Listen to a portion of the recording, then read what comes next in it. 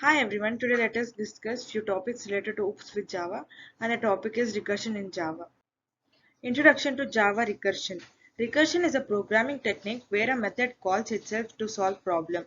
It involves breaking down a complex problem into simpler subproblems. Recursion is widely used in Java programming for solving complex algorithms. What is recursion?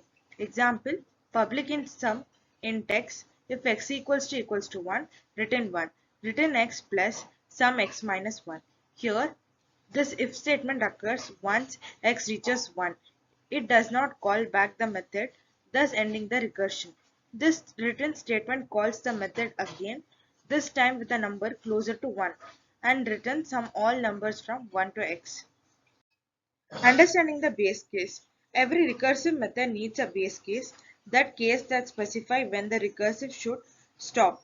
The base case is the simplest form of the problem that can be solved directly. Without a base case, the recursive method will continue calling itself indefinitely, leading to a stack overflow. Content of a recursive method. Base case. Values of the input variables for which we perform no recursive calls are called base cases. There should not be at least one base case.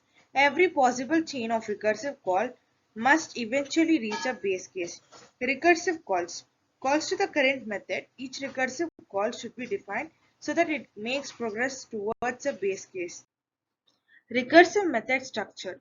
A recursive method typically consists of two parts, the base case and the recursive case. The base case checks if the problem has been simplified enough to be solved directly.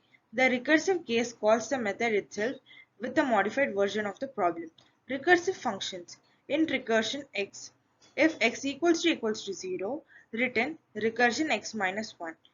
Base case is here is if x equals to 0. Example, factorial calculation. Let's consider a recursive method to calculate the factorial of a number. The base case is when the number is 0 or 1, where the factorial is 1. The recursive case multiplies the number by factorial of the number minus 1. 1 factorial is equals to 1, 2 factorial is equals to 2, 3 factorial is equals to 3 into 2 into 1 equals to 6, 4 factorial is equals to 4 into 3 into 2 into 1 equals to 24. 5 factorial is equals to 5 into 4 into 3 into 2 into 1 equals to 120. Recursive method for factorial calculation. Public static int factorial int n. If n equals to 0 or n equals to 1, return 1. Public static int factorial int n. If n equals to 0, return 1.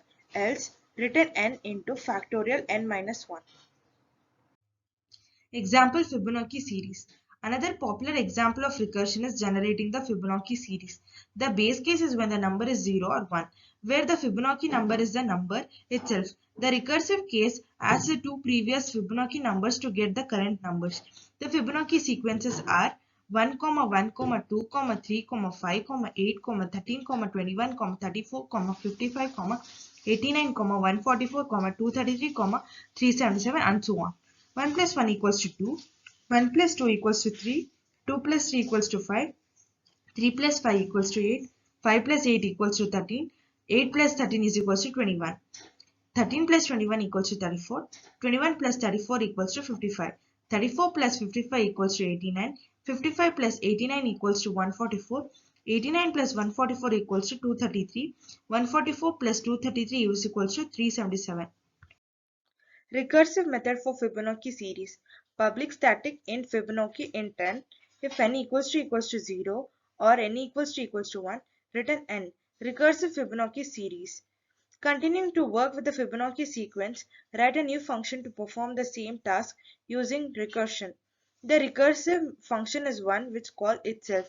This algorithm technique is often used when the problem can be broken down into smaller problems which can be solved in a similar manner.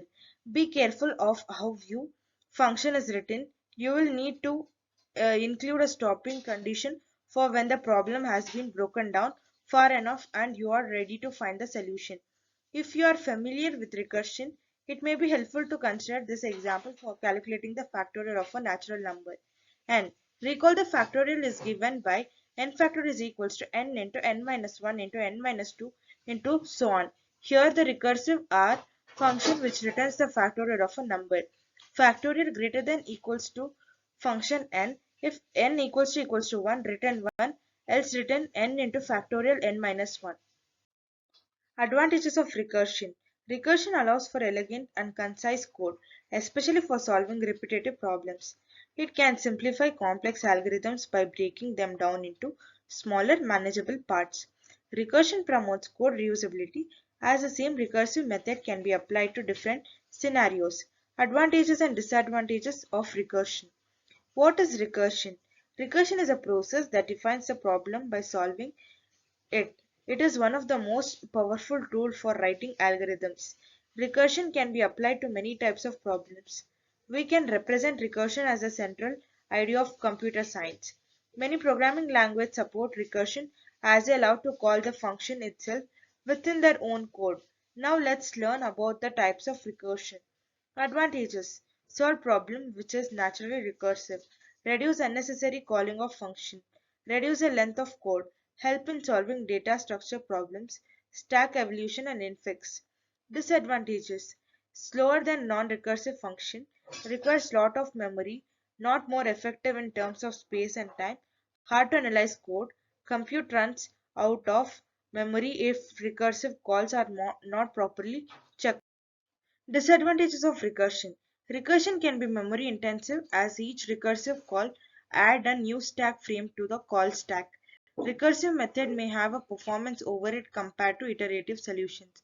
It is crucial to design recursive methods carefully to avoid infinite recursion and stack overflow errors. Conclusion: Java recursion is a powerful technique for solving complex problems by breaking them down into simpler subproblems.